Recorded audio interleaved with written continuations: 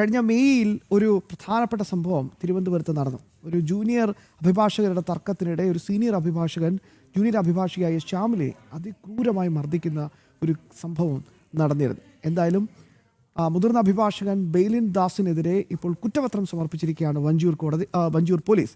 സ്ത്രീത്വത്തെ അപമാനിക്കൽ, കയ്യേറ്റം അടക്കമുള്ള ഗുരുതരമായ വകുപ്പുകൾ ചുമത്തിയാണ് കുറ്റപത്രം സമർപ്പിച്ചിരിക്കുന്നത്. ആ വാർത്തയുടെ വിശദാംശങ്ങളിലേക്ക് വളരെ പെട്ടെന്ന് പോകാം. പ്രശാന്ത് ഉണ്ട് വിശദാംശങ്ങൾ നൽകാനായി. പ്രശാന്ത് പറയൂ.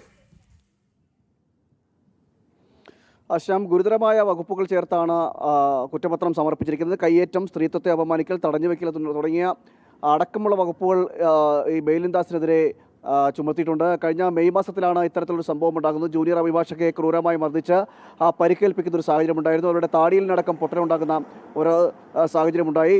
തിരുവനന്തപുരം മെഡിക്കൽ കോളേജിൽ ഏറെ നാൾ ചികിത്സ ചെയ്യേണ്ട ഒരു അവസ്ഥയും ഈ ജൂനിയർ അഭിഭാഷകയ്ക്കുണ്ടായി. ഷാമിലി എന്ന അഭിഭാഷകയ്ക്കാണ് ഇത്തരത്തിൽ ബെയ്ലിൻ ദാസ് എന്ന അഭിഭാഷകന്റെ ഭാഗത്തു നിന്നും ക്രൂരമായ മർദ്ദനങ്ങൾ ഏറ്റുവാങ്ങേണ്ടി വന്നത്.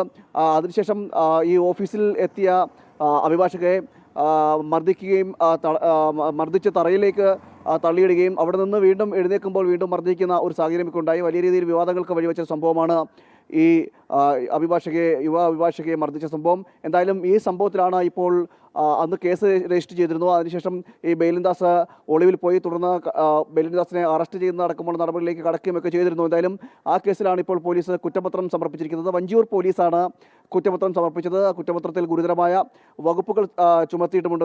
ആദ്യം ഈ ബെയ്ലിൻ ദാസിനെ അനുകൂലിച്ച് ചില അഭിഭാഷകർ രംഗത്ത് വരുന്ന സാഹചര്യമൊക്കെ ഉണ്ടായിരുന്നു. എന്നാൽ പിന്നീട് ഈ അഭിഭാഷക ആശുപത്രിയിൽ പോവുകയും കോടതി ഭാഗത്ത് തന്നെ പ്രാഥമികമായ ഒരു നിരീക്ഷണം ഉണ്ടായി. ഗുരുതരമായ പരിക്കേറ്റു എന്ന ഒരു നിരീക്ഷണം കൂടി ഉണ്ടായിരുന്നു. കാരണം മെഡിക്കൽ റിപ്പോർട്ടുകൾ അടക്കം കാണിച്ചുകൊണ്ടായിരുന്നു യുവതി കോടതിയിൽ സമർപ്പിച്ചത്. എന്തായാലും ഇതിൻ്റെയൊക്കെ അടിസ്ഥാനത്തിലാണ് ഇപ്പോൾ വീണ്ടും വിശദമായ ഒരു അന്വേഷണം നടത്തി കുറ്റപത്രം സമർപ്പിച്ചിരിക്കുന്നത്. ആ കുറ്റപത്രത്തിലാണ് ഗുരുതരമായ വകുപ്പുകൾ ചേർത്തിട്ടുള്ളത്. കയ്യേറ്റം ചെയ്യൽ, സ്ത്രീത്വത്തെ അപമാനിക്കൽ, തടഞ്ഞുവെക്കൽ തുടങ്ങിയ ഗുരുതരമായ വകുപ്പുകൾ തന്നെയാണ് ചുമത്തിയിരിക്കുന്നത്. എന്തായാലും തുടർന്നുള്ള നടപടികൾ ഇനി പോലീസിൻ്റെ ഭാഗത്തുണ്ടാവും.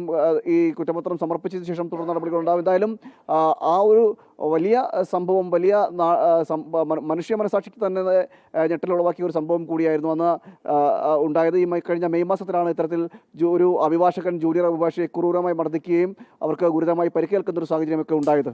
ശ്യാം.